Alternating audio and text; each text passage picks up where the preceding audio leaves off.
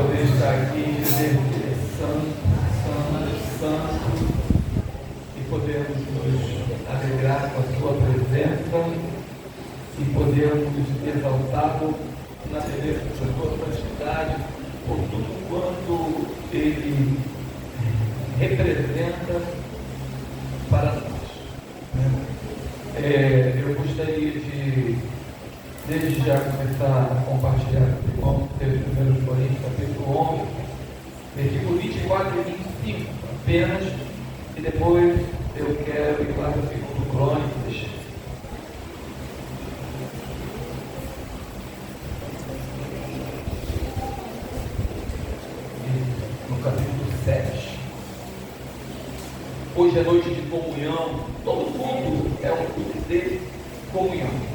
Mas hoje o culto tem uma finalidade específica e bem notória pela igreja, que é a ceia do Senhor. A ceia do Senhor nós comungamos e concordamos com o fato de que, ao participar da ceia, nós estamos nos lembrando, fazendo isso em memória de que aquilo que Ele fez por nós na cruz do Calvário. Então, o texto de 1 Coríntios, ele vai dizer assim, no versículo 24b: todas as vezes que comerdes, fazer isto em memória de mim. E no 25, fazer isto todas as vezes que beberdes em memória de mim. Então, toda vez que a gente se reúne para participar da ceia do Senhor, é um memorial. A gente está aqui refutando e a gente está confirmando o que Cristo fez por nós na cruz do Calvário em comunhão. É um ato de memória, é um ato de nos lembrarmos e nunca esquecermos. Por isso que somos gratos, porque Ele deu a vida dele por nós ali na cruz do Calvário. Nós cremos nisso. E essa crença e essa fé nos reforça a fazer isso em memória dele.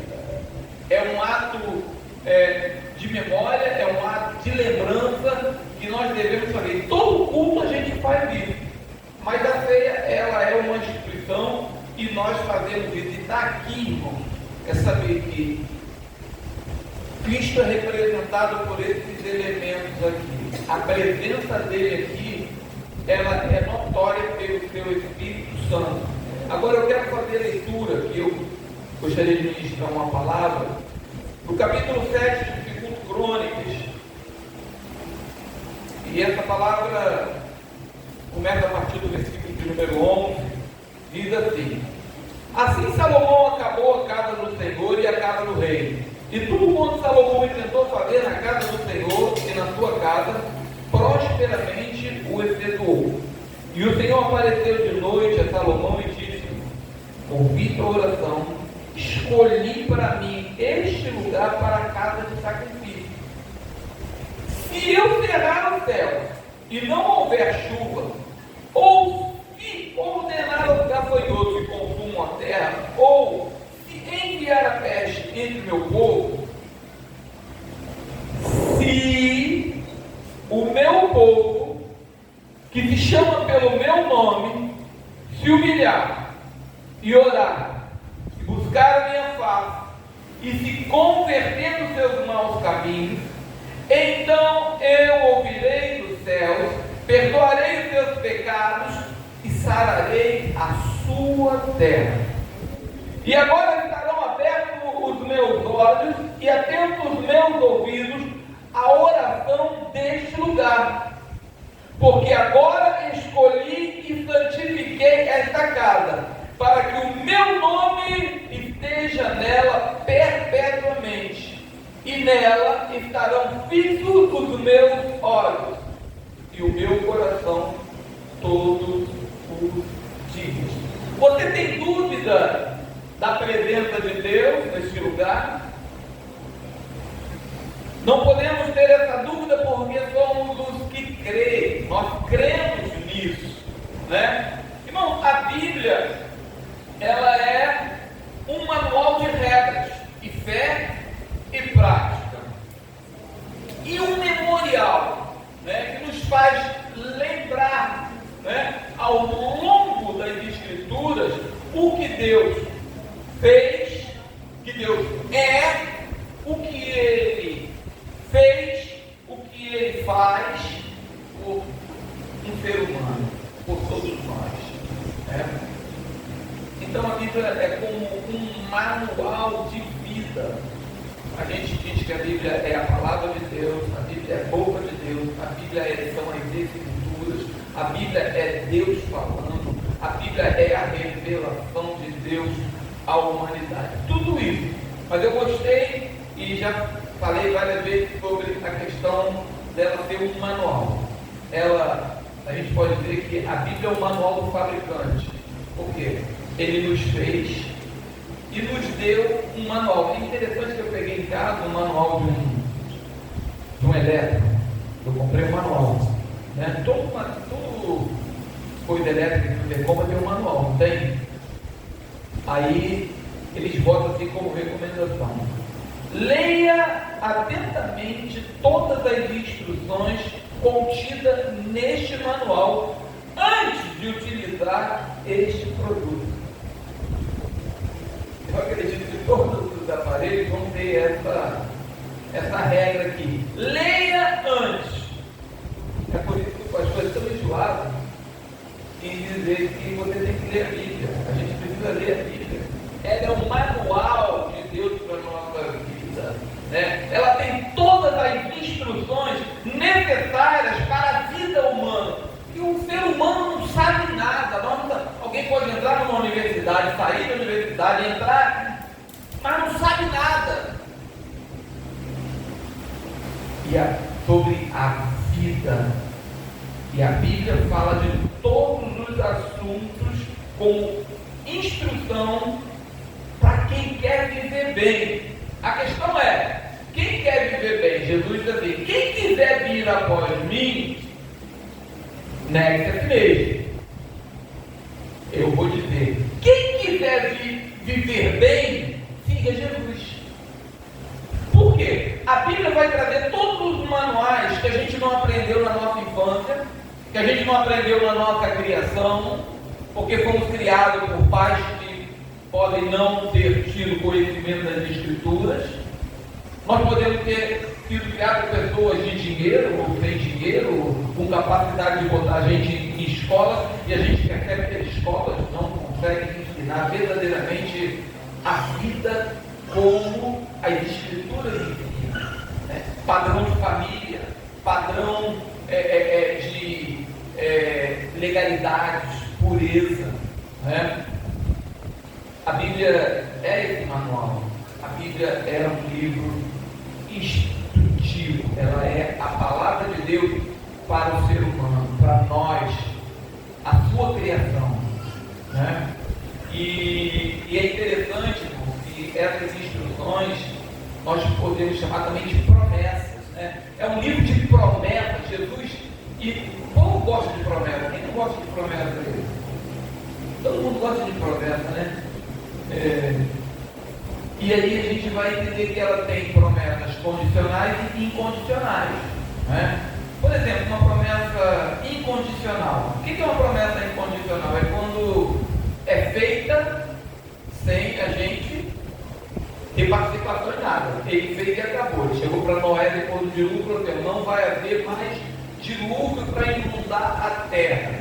Tá certo? Acabou. Ele fez essa promessa sem que Noé tenha feito nada. Ela é incondicional. Deus fez e acabou a promessa.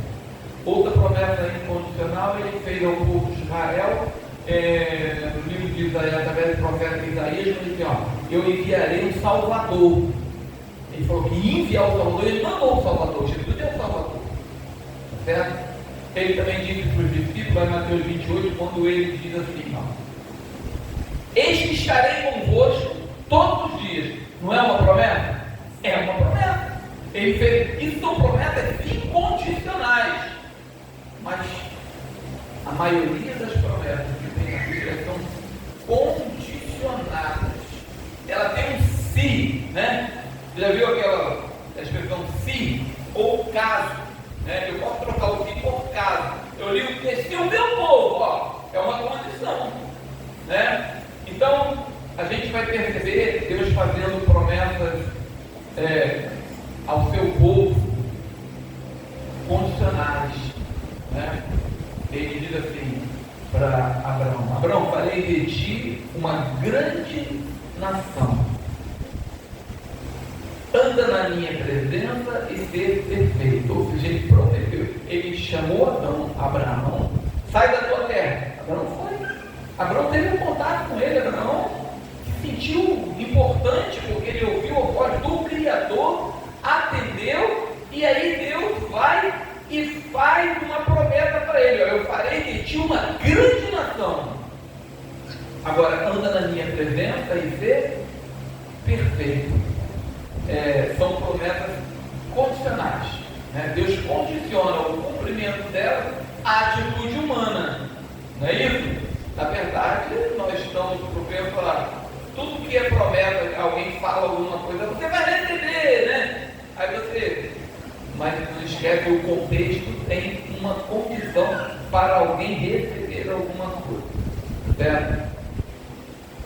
Mas aí a gente vai ver que Abraão teve o filho Isaac, Isaac teve Jacó, eles andaram, aprenderam a andar com o Deus de Abraão, mas em alguns momentos eles vacilaram, porque não há homem que não peca, todo homem peca, não é isso?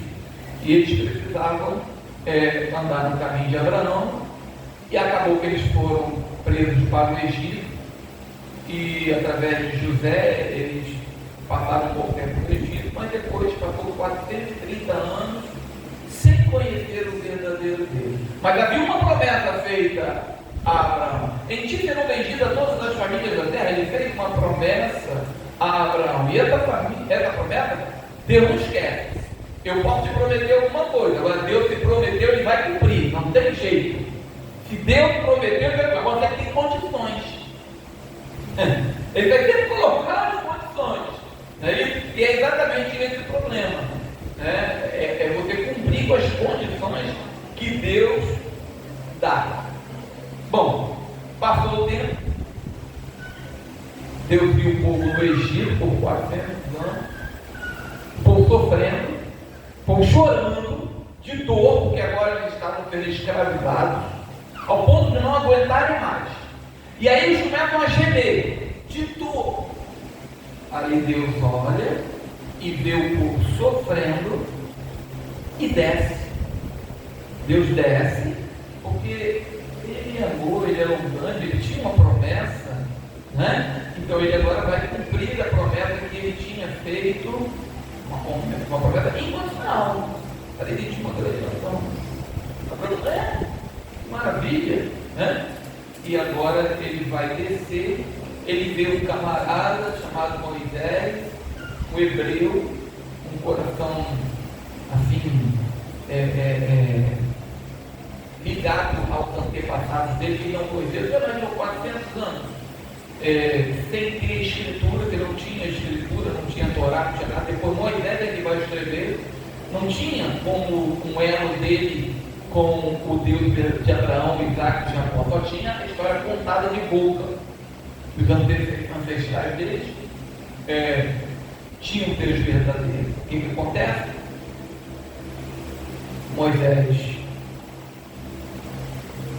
Deus fala com ele, chama ele, Deus faz alguns milagres, alguns sinais, né? Nós estamos estudando o Evangelho de João, de Mateus, vai ver que Jesus fez alguns sinais para que o povo cresça nele. Então, para que Moisés cresça, Deus faz sinais. Deu uma sarça pegando fogo e não consumindo. É como se colocasse fogo aqui, e o fogo pegando e aquilo não derrete, não acontece nada. Moisés olhou e falou: meu Deus, que isso? Ele manda Moisés botar a mão no peito, não sai leprosa, daqui a pouco bota.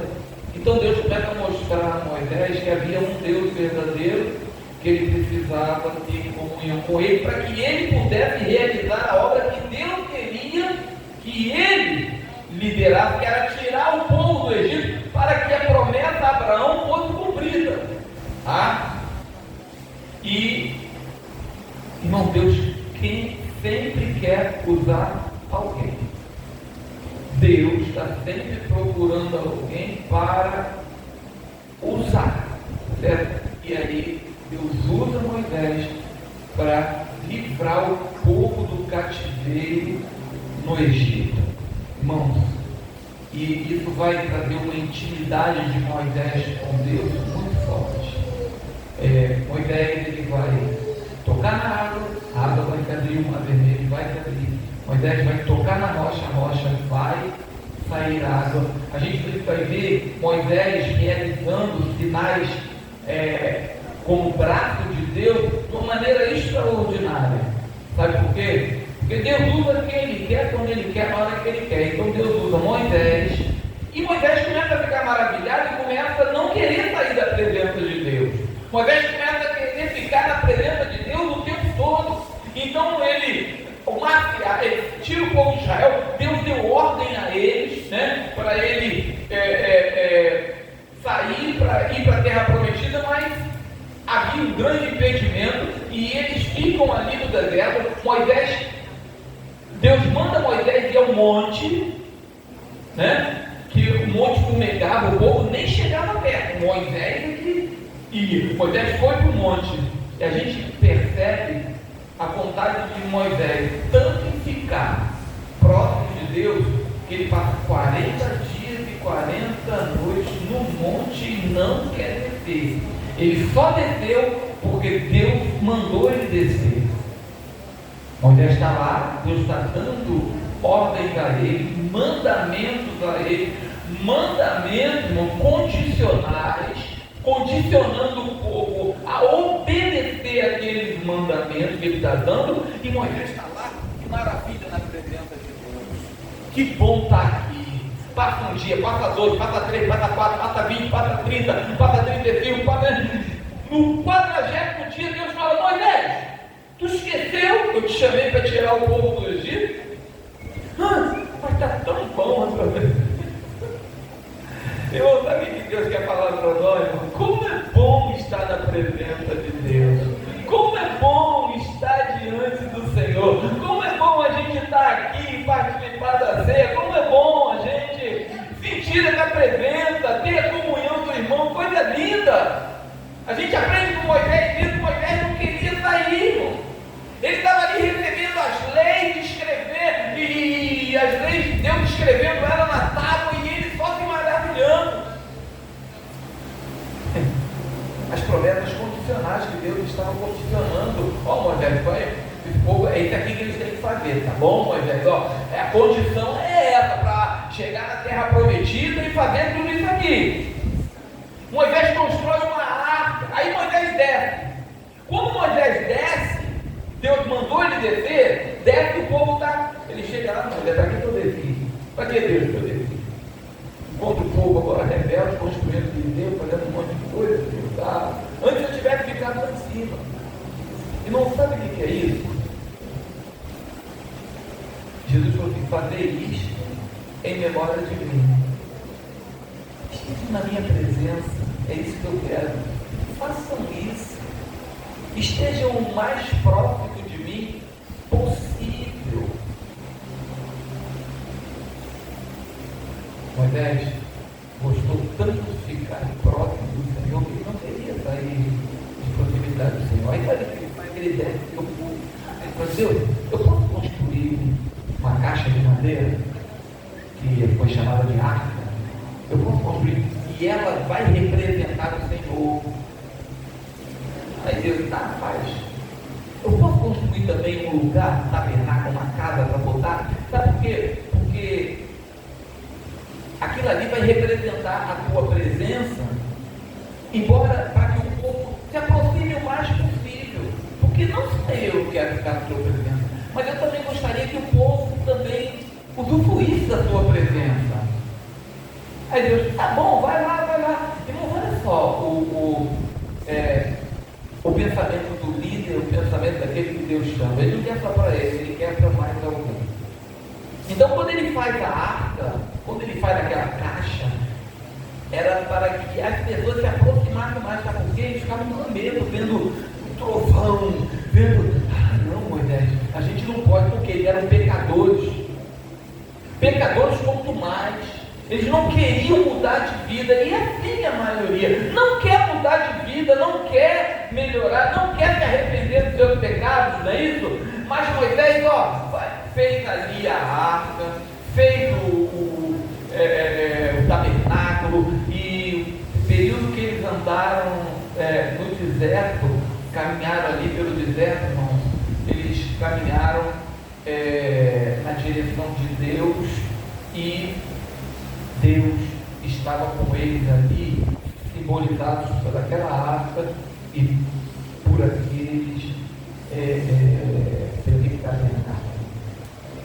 É isso que Deus sempre quis, estar no meio do seu povo, e que o seu povo estivesse o mais próximo dele possível. Irmão, teve uma hora que Deus se irritou com aquele povo, né? Quem era o povo de Deus? Se o meu povo, que me chama pelo meu nome, é o povo de Israel, que ele está falando ali. Agora, quem está na ceia do Senhor? Fazer isto, meu povo, que é a igreja do Senhor. A igreja do Senhor é o povo de Deus hoje. Não é isso? Então, o que ele quer é que a sua igreja, que o seu povo que te chama pelo seu nome, ande nos seus caminhos, ande na sua direção, façam aquilo que ele os chamou para fazer. Mas o povo, nós somos rebeldes, nós somos pecadores, nós não fazemos o que Deus manda. Israel era assim, eles estavam lá, mas queriam comer o pepino, o repolho do Egito, queriam comer a cebola, o alho, e reclamavam de Moisés, Deus ficou tão irado, irmãos, preste atenção. Aquilo que falou para a igreja no Antigo Testamento, para o povo de Israel no Antigo Testamento, está falando para a igreja hoje. Assim como Israel era, o povo de hoje ainda é rebelde, como mais, não obedece às leis do Senhor. Lembra lá em Deuteronômio capítulo 28, do versículo 1 ao 15, 14? Se vocês cumprirem com todos os mandamentos que eu estou dando, vou resumir, vai dar tudo certo. Mas se vocês não cumprirem com os mandamentos que eu te ordeno, a maldição vem, a vara vem. É condicional. Se vocês cumprirem, auxilia aí. Se vocês cumprirem com as minhas ordens, com a minha lei, com o meu estatuto, com as minhas instruções, com os meus mandamentos, vai dar tudo certo. Sabe por que dá tudo errado às vezes pra gente? Que a gente não cumpriu. Hoje a gente acorda e vê que as coisas, por que aconteceu isso? Vai olhar lá atrás o que você não cumpriu. Mas há possibilidade que daqui para frente, aí ele diz, fazer isto em memória de mim. Por quê? Ele está falando para a igreja, faça isso, esteja em comunhão, tenha vontade, tenha prazer de estar na minha presença. Porque Moisés tinha prazer de estar na presença do Senhor. O povo estava aborrecendo ele, a Deus, e aí Deus falou assim, Moisés, presta bem atenção. Pode ir, a terra eu prometi a Abraão, está lá. Está tudo certo, vim até aqui, mas daqui para lá eu não vou com vocês. Eu vou mandar um anjo. E é dia de hoje, ele falou, um anjo, eu gosto de anjo, né? Eu não tenho nada contra anjo, só quero que estar na presença do Senhor. Eu só prefiro que Jesus esteja próximo, que o Espírito Santo esteja mais próximo possível. Aí Moisés falou assim, como é que é Deus? Jeito nenhum. A gente vai entender o caráter de Moisés. É esse caráter que Deus quer. Se o Senhor não for, eu também não vou. Se o Senhor não estiver no negócio, eu não quero. É isso que toda a igreja, todo o povo de Deus deveria pensar. Deus está no negócio? Não, então não vai, não é de Deus. Deus precisa estar no negócio. Aí no meio do caminho, daquela trajetória de 40 anos, Moisés bota o pé e diz, não, Deus, não vou não. Se o Senhor não for, aí Deus foi. Que maravilha. Deus se agrada quando a gente toma atitude extremista, atitude de fé, de dizer, eu quero é a tua presença, eu não quero bênção, eu não quero dinheiro, eu quero é a tua presença, eu não quero anjo, eu quero é a tua presença. Eu não quero emprego melhor, com salário melhor, eu não quero, se o Senhor quiser me dar, eu quero, mas eu quero com o Senhor, eu quero primeiro contigo. Por isso que Mateus diz, buscar primeiro o reino de Deus e a sua justiça, e as demais coisas os serão acrescentadas. Olha a diferença, irmãos. Moisés queria a presença de Deus, era tudo para ele. A questão da terra prometida é apenas uma promessa que tinha, mas o mais importante para Moisés era a presença de Deus. Será que tem sido isso para mim e para você? Será que o mais importante para você é a presença de Deus? Porque, irmãos, Deus está aqui. Você está sentindo o que eu estou dizendo? Então, eu fico pensando Moisés lá no monte, o fogo caindo e trovoada e tudo. Ele, que maravilha, sentir a presença de Deus, que maravilha, que coisa. Eu não vou descer, não. E passa um dia, passa dois, passa três, passa 40 dizia Deus, eu quero ficar, tem uma obra para fazer com você. Sabe o que é você entrar na presença de Deus e não querer sair? Será que o povo de Deus tem estado assim? Será que nós, como povo de Deus, temos escolhido isso? Temos decidido estar na sua presença? Eles tinham que comemorar a Páscoa todo ano. É a saída deles do Egito, né? Foi um estatuto perpétuo. Deus falou para eles assim: Moisés, agora você vai, para lembrar do que eu fiz lá no Egito, de onde eu tirei vocês, vocês vão fazer a Páscoa. Vocês vão fazer uma festa anual, e essa festa é para que o meu povo, que se chama pelo meu nome, se lembre de tudo que eu fiz, de onde eu tirei vocês. Não se lembra de onde Deus te tirou? E você tem feito festa, nós temos feito festa por isso. O culto é uma festa, irmão, que nós fazemos para nos lembrar de onde Ele nos tirou. Eles fazem isto em memória de mim. A ceia, irmãos, é para que a gente se lembre de onde Ele nos tirou.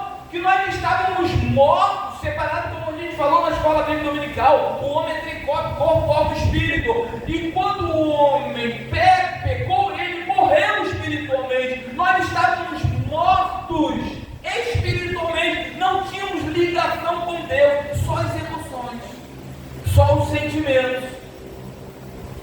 Mas a partir do momento que Jesus morre na cruz do Calvário, nós nos tornamos nova criatura, porque nascemos de novo, aleluia. E quando a gente vem para a Santa Igreja, eu nasci de novo, nós nascemos de novo, nós somos uma nova criatura no Senhor, nós temos um novo nascimento. Ele diz: façam isso, fazem isso, lembre-se do que eu fiz, eu morri na cruz do Calvário por vocês, para que vocês pudessem nascer de novo, ter vida em mim. E todos que não têm vida no Senhor, Ele quer que tenham vida nele. E aí Moisés fazia a Páscoa anualmente para que eles se lembrassem daquilo de onde o Senhor. Irmão, o couro comia no Egito. Eles eram escravos, chicoteados, trabalhavam pela comida. E a Bíblia diz que o clamor deles chegou até Deus. E Deus, irmão, só tirou de lá porque tinha uma promessa feita a Abraão. Não deixava ele estar tomando longo. E tem pessoas que estão tomando longo a vida toda, mas não toma a decisão de buscar o Senhor, de se entregar a sua vida a Ele. Prefere sofrer do que sair do Egito. E nós saímos do Egito, é por isso que as pessoas não entendem o que a gente faz aqui. A gente faz aqui, isso é um símbolo da morte de Cristo que nos tirou do Egito, que nos tirou da treva para a sua maravilhosa luz, porque antes nós vivíamos sem entendimento de nada. Aí Ele vem e nos instrui com a sua palavra, é instrução. E quando a gente vem e é ministrado numa pregação, a gente está sendo, irmão, instruídos. A Bíblia toda é uma instrução, por isso que nós estamos discorrendo desde lá de Abraão para cá. A ceia é para lembrar que Cristo nos fez nascer de novo, que nós estávamos mortos. Aí isso aí que acontece, a gente chega aqui e acha que não preciso isso, não preciso daquilo. A gente precisa de isso e aquilo e muito mais ainda. Mas mesmo assim, o povo de Deus sempre foi desobediente, né? Aí chegaram na terra prometida. Josué substituiu Moisés, também é um homem de fé. Depois vieram outros profetas não serviu a Deus. Aí Deus levantou Samuel. Samuel foi um homem de Deus. Aí o povo escolheu um rei, né? Aí o que aconteceu? Deus permitiu que Saul se levantasse como rei. Mas aí, irmão, Deus levantou um homem que segundo o seu coração e chamava Davi. É interessante que a arca ficava no meio do morro.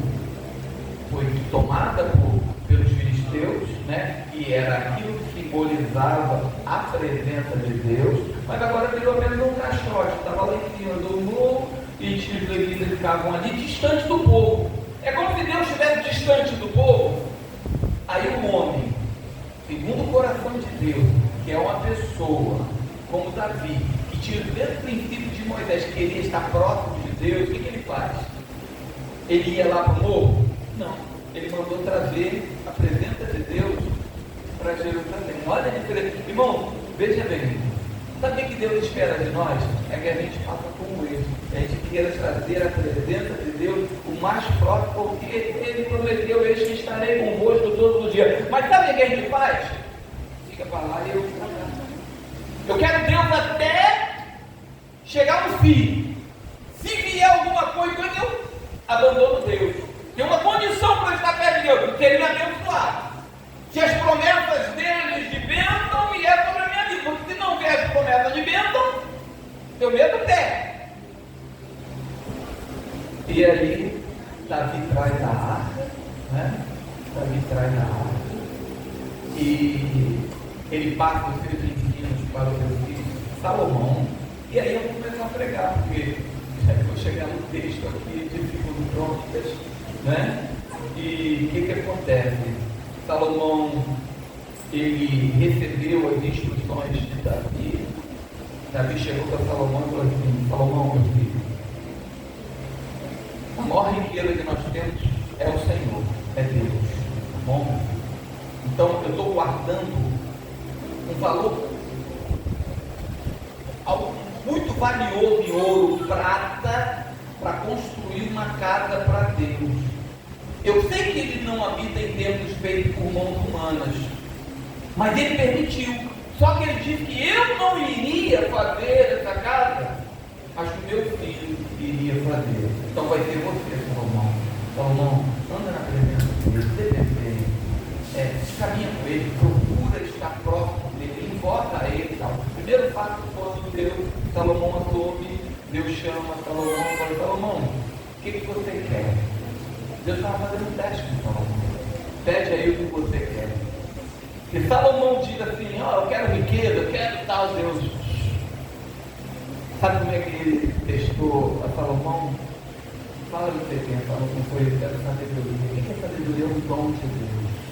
Sabedoria como dom de Deus. Ou seja, Salomão está dizendo: eu quero parte do teu espírito, que é um dom, o espírito de Deus. Eu quero algo do Senhor. Sabe o que Salomão mostrou? Mostrou o coração dele aberto. Aí Deus fala assim: ó, eu não habito em Deus, mas pode fazer, Salomão, prepara aí, pode fazer. Irmão, Salomão não viu despesa, ele não poupou recursos, riquezas que tinha. Ele construiu o templo de Salomão, foi a coisa mais maravilhosa no mundo todo. Era ouro, prata, pedras preciosas, marfim, madeira das melhores que tinha. Por quê, irmão? Por quê? Deus não habita, Deus não está preocupado com isso, mas ele está mostrando o coração dele para Deus.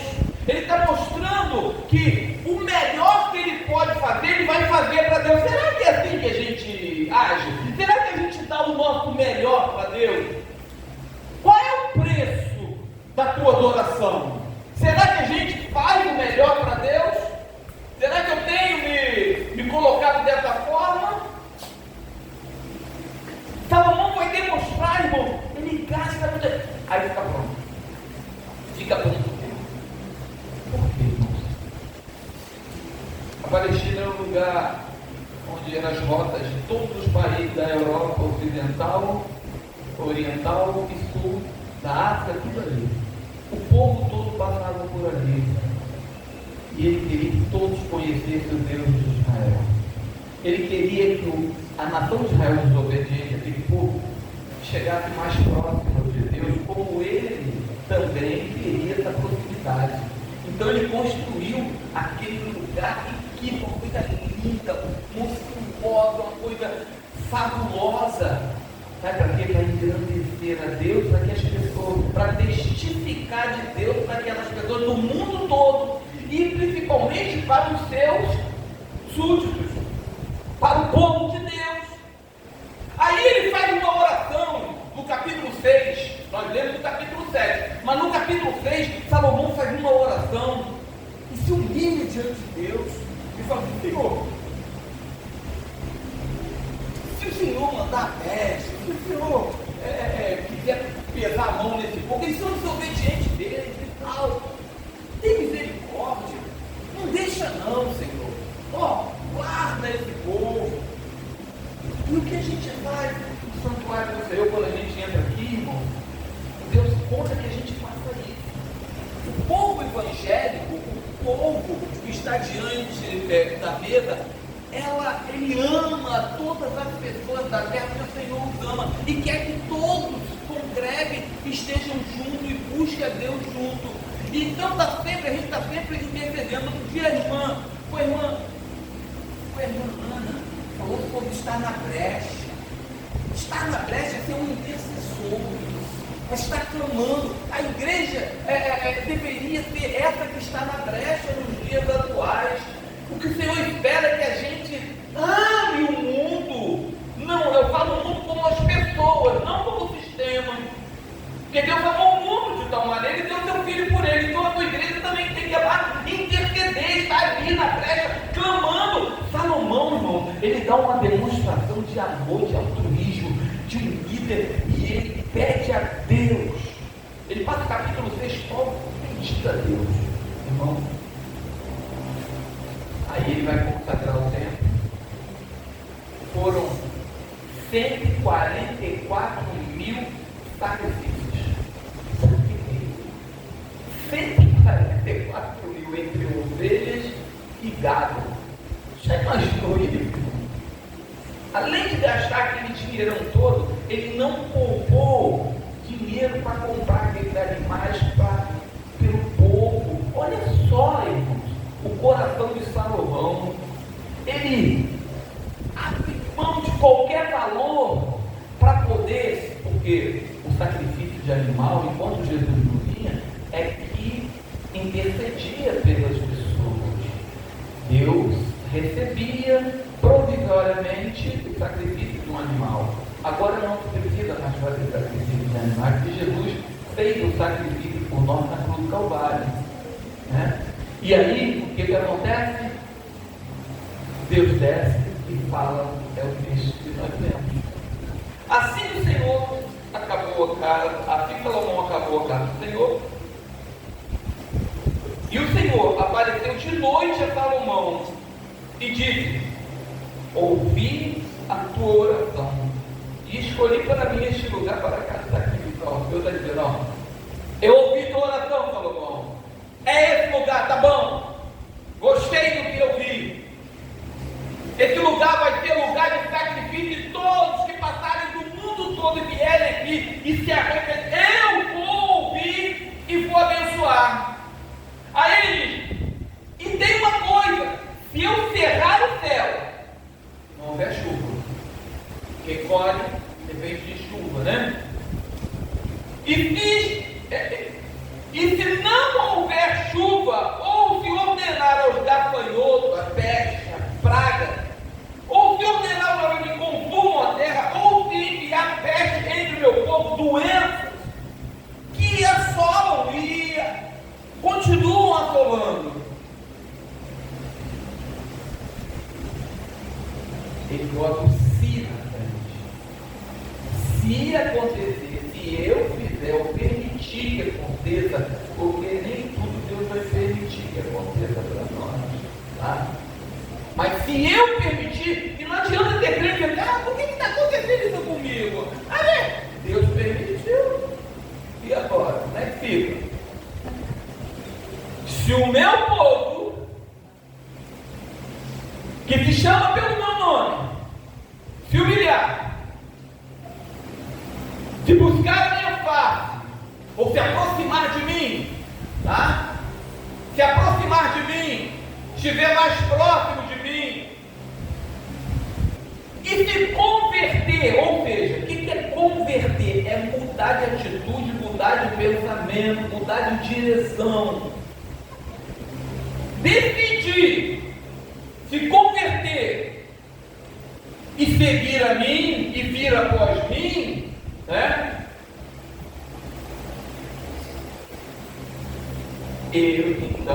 Eu ouvirei. Olha só, o se é uma conjunção condicional, ou seja, se o povo se aproximar de Deus, parece Tem gente que tem medo de Deus, porque não quer se converter, não quer deixar o pecado. O pecado é bom, fazer coisas erradas é bom, mas produz um efeito muito rápido e depois as pessoas veem que estão fazendo coisas erradas. Mas se as pessoas deixarem de fazer isso, eu ouvirei dos altos céus, perdoarei os seus pecados, sararei a sua terra. É uma promessa de Deus para aqueles que se arrependem, para aqueles que se aproximam de Deus, para aqueles que querem estar como Moisés, como Davi, como Salomão, como Samuel, na presença de Deus, como Abraão, como Isaac, como Jacó. Deus dá o exemplo dessas pessoas, irmãos, que foram escolhidos por Deus para dar o exemplo para nós. Ei, irmão, a Bíblia é um manual de instrução. E quando a gente olha a vida dessas pessoas, a gente pode olhar para nós: por que eu também não posso? Por que ele também não pode? Posso sim, é só eu tomar a decisão, é só alguém tomar a decisão. Eu quero Cristo, sim, eu creio em Cristo, eu creio que Ele morreu por mim na cruz do Calvário. Eu sei que tem um sim, eu tenho que andar nos seus caminhos, porque se alguém quiser vir após mim, negue-se a si mesmo. Eu tenho que negar os meus gostos, muitas coisas que eu gosto, eu não posso. Por quê? Porque Cristo não gosta. Ele tem os mandamentos dele. Ele que tem os meus mandamentos e os guarda, esse é o que me ama. Ou seja, ele tem os mandamentos dele, é o melhor para a nossa vida.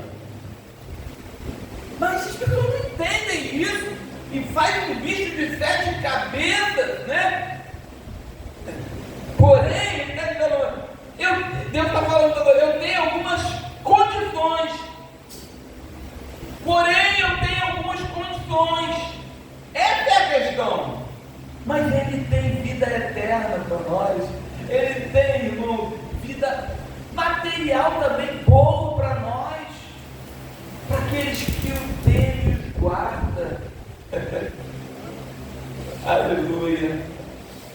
Se o meu povo querido gostar de estar em minha presença, seguir os meus manuais, as minhas instruções, os meus estatutos, eu prometo ouvir, perdoar, sarar, abençoar. Aí ele diz assim: você quer? Você promete? Ele prometeu te abençoar. Agora você promete a cumprir os seus mandamentos, guardá-los? E aí? Por quê? Qual é a dificuldade? Fazer isso em memória de mim. Porque Ele morreu por nós na cruz do Calvário para que a gente pudesse ter vida e vida abundante.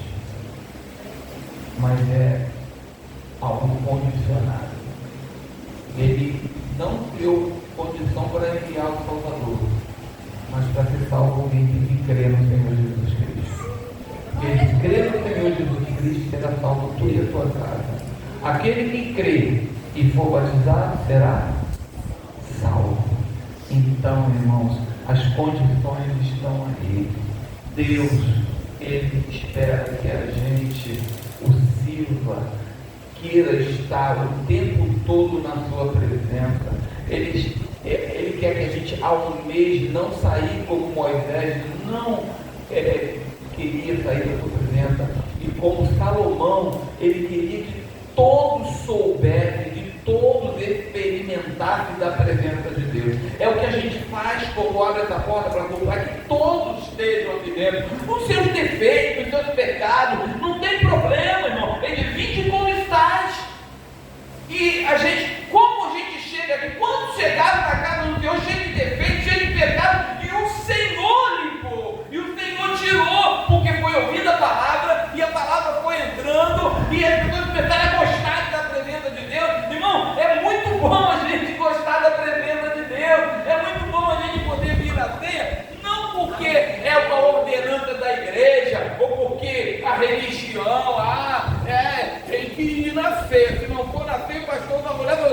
pecado. Irmão, que se lasque se não vier, porque não tiver, assim, né? Se você decidir não vir porque não quer, né? Agora, todos que são crentes, irmão, precisa ter um desejo, vontade de estar aqui e participar do corpo. Ele diz: fazer isto em memória de mim. Mas se a pessoa não dá o valor adequado a estar numa ceia, a estar num culto, a estar numa EBD, aprender a palavra de Deus, Cristo está olhando e está falando assim: qual é o problema? Eu não sou tão importante assim para ele. E o que nós estamos ministrando é sobre exatamente isso. Qual é a importância que Deus tem na tua vida? Porque quando a gente traz a presença de Deus, quando a gente traz a arca, quando a gente traz o culto, né? Deus não habita nesse lugar, Deus não habita nesse lugar. Hoje, Deus habita aqui, Ele quer habitar aqui que Ele quer estabelecer o seu trono em nós. Então Ele está mais próximo do que a gente pensa. A gente tem que dizer, para eu preciso ir na igreja. Não precisa não. Eu preciso ter isso aqui. E na igreja apenas uma forma de você mostrar para Ele que você o adora e que você quer testificar dele. A igreja está junto, irmãos. E é uma festa que a gente faz estar na ceia. Vê aí quantos irmãos não estão aqui. Hoje é domingo. Será que está doente todo mundo? Será que, né? Mas a gente decidiu estar aqui. Isso é uma festa que a gente faz. E com certeza, irmão, Deus está lá assim, ó. É tudo que eu gostaria de ver vocês juntos. Quando eu falei lá, né? Eu não tenho muito, mas eu me preocupo sim, mas pensando o que cada um está pensando. Porque tem gente que não, para quê? Mais um dia, é uma questão de religião, não é uma questão de religião, é uma questão de fé. É uma questão de fé. Ele diz: fazer isto em memória de mim. E aí eu valorizo isto. Por isso, irmão, eu gostaria de ficar de pé. Nós vamos orar. E você vai vir aqui à frente pegar o seu pão e o seu vinho. Irmão, quando você vem aqui à frente e pega, ninguém vai estar te julgando. A Bíblia diz assim, ó: examine-se o homem a si mesmo. Né? A ceia é para o povo de Deus. É para o povo que escolheu servir a Deus. Servir a Cristo e congrega no mesmo lugar. E a ceia está aqui. E quando alguém passa alguém pode olhar para você e dizer assim: será que fulano tem condições? Acaba te julgando. Então ninguém vai mais fazer isso aqui. Você vem aqui, você ora a Deus e você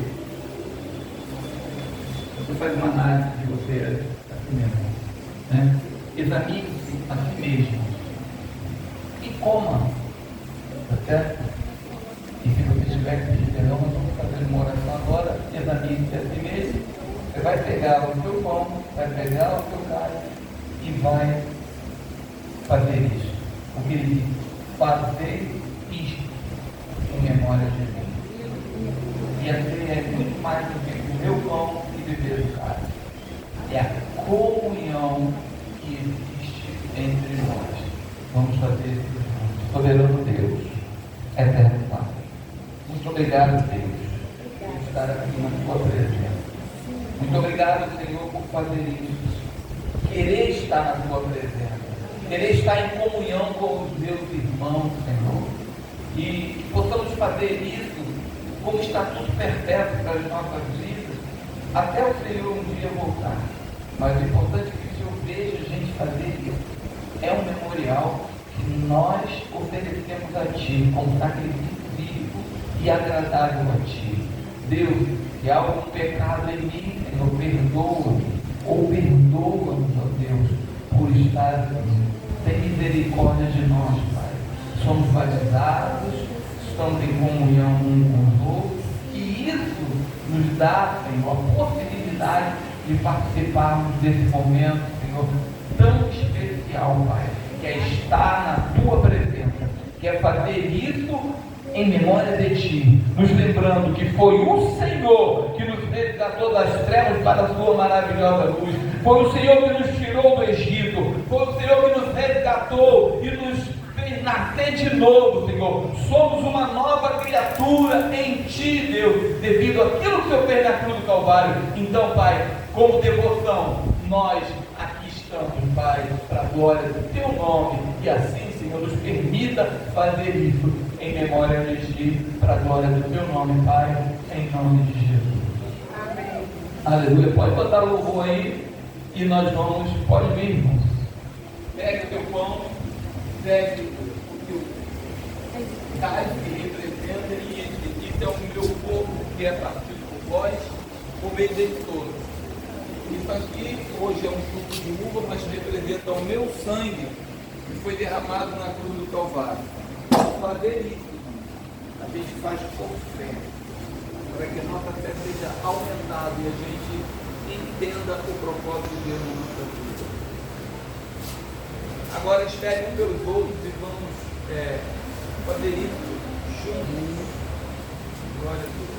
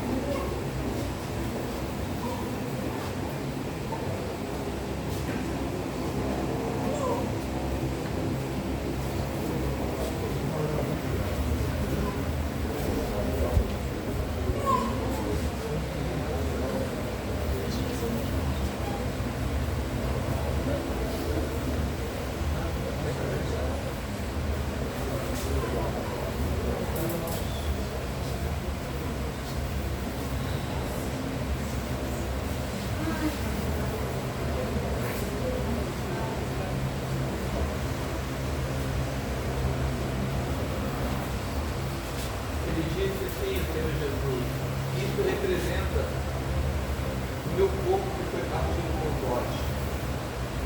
E isso representa o meu sangue que foi vertido na cruz do Calvário. Comei dele todos.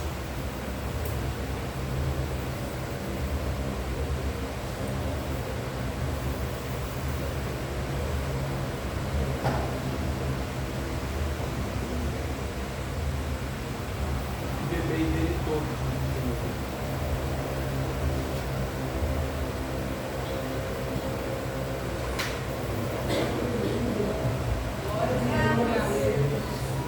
Fazendo isso, nós estamos obedecendo a uma ordenança do Senhor.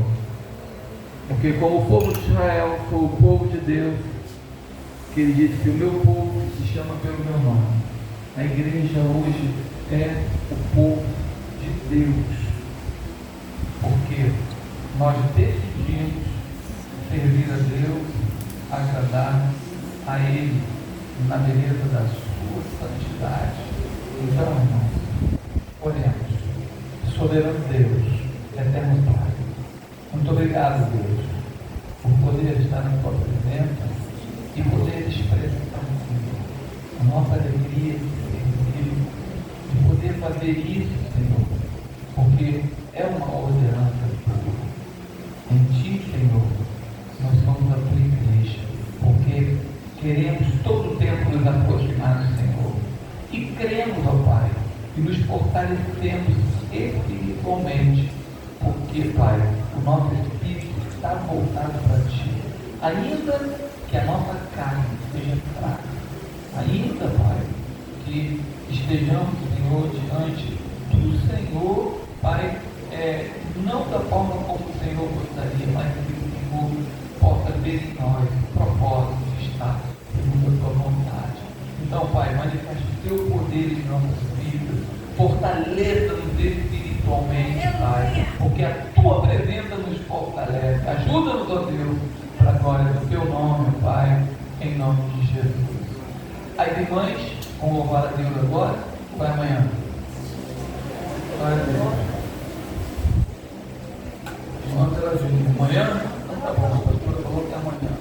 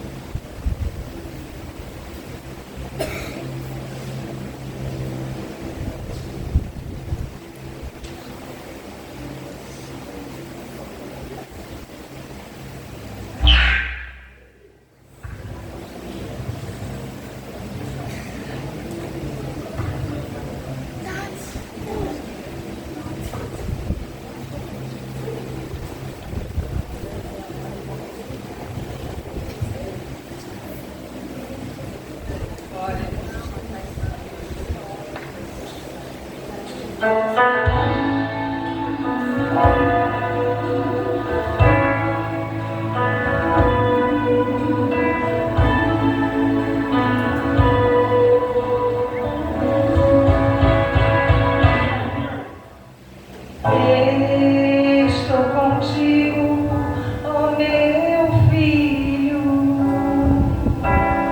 nunca te deixo sozinho. Sou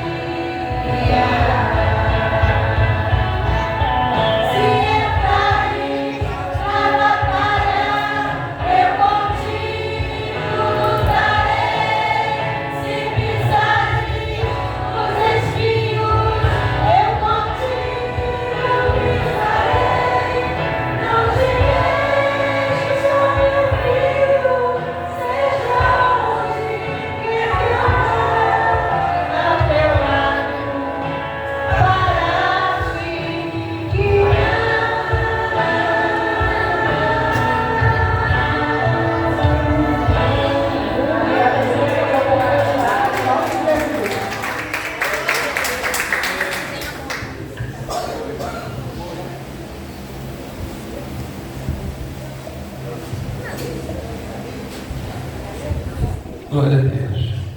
Muito alto esse microfone. Então, cadê a Zara Maria?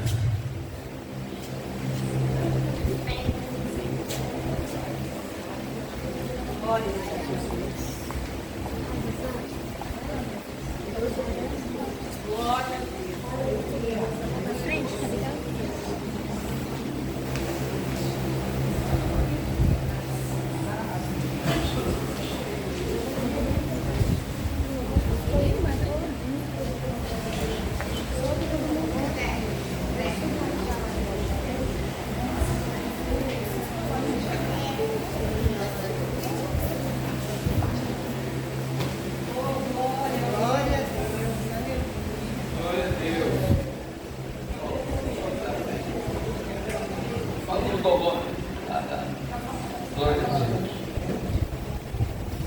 Aleluia.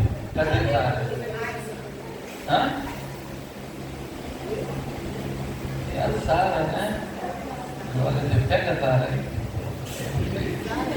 Pega aí.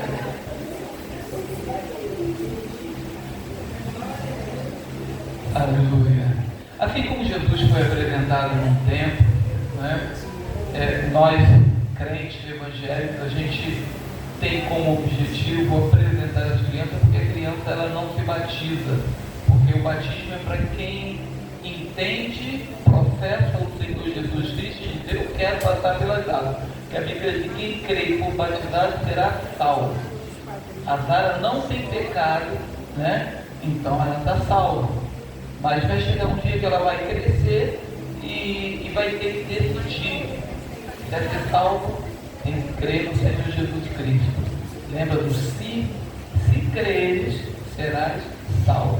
Então, fica aqui o lembrete para todos, mas nesse momento nós vamos apresentar a Zara Maria ao Senhor, para que o Senhor cuide dela, guarde ela, quem sabe ela cresça e ela diz assim: eu creio no Senhor Jesus Cristo, porque é uma decisão individual de cada um servir ao Senhor. Agora eu vou pedir a Zara.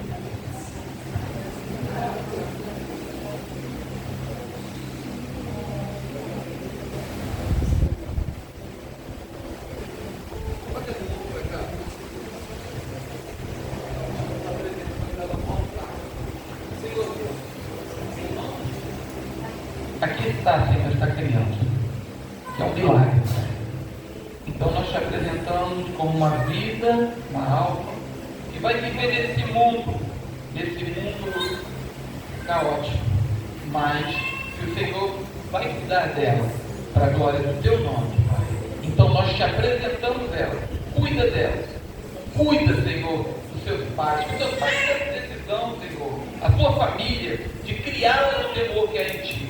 Faça isso, Deus. Assim eu te peço, Pai, e já te agradeço em nome de Jesus. Amém.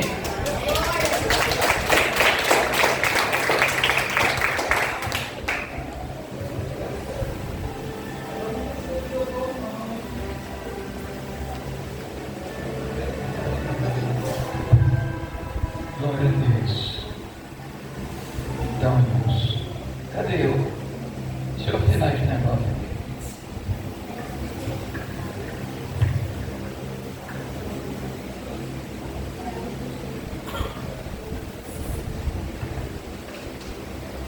Cadê o diploma da Eric?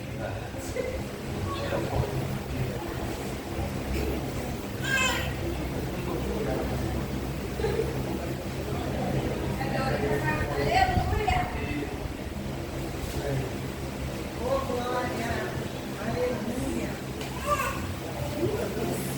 Glória a Jesus.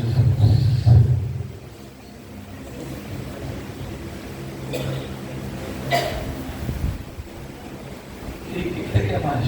Bora?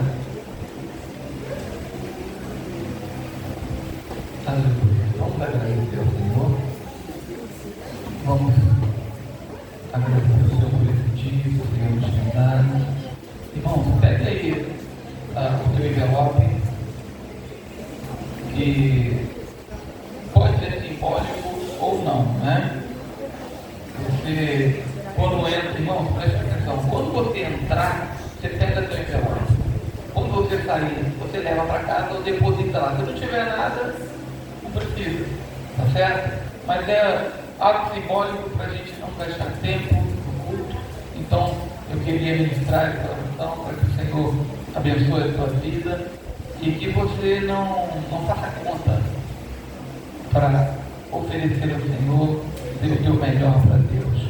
Amém? Pega aí o teu envelope e apresente ao Senhor. Se alguém está sem envelope, levanta a mão. Irmão, não importa se tem dinheiro ou não, é um ato profético e é um ato de adoração a Deus, tá bom? Eterno Deus, soberano Pai, muito obrigado, Deus, pela tua presença, muito obrigado por poder estar aqui e poder compartilhar essa presença maravilhosa, que é a tua presença, Deus. É invocar o teu nome, é ministrar a ti, Senhor, é para a glória do teu nome. Então, Senhor, a minha oferta, o meu voto, o meu dízimo, Senhor, seja para ti, ó Deus, para que haja mantimento na tua casa, para que o Senhor realize a obra que a igreja, Senhor, precisa fazer aqui nesta terra. E abençoa, Senhor, ó Deus, Senhor, tem uma condição de o Senhor abençoar aqueles que são fiéis, Senhor. Isso, Pai, nós te apresentamos nesse momento. Então, abençoa cada um dos teus servos, tem sido fiel, tem sido abençoador da tua obra, Pai. Faça isso, Pai. Assim, Deus, nós te pedimos e te agradecemos em nome de Jesus. Amém.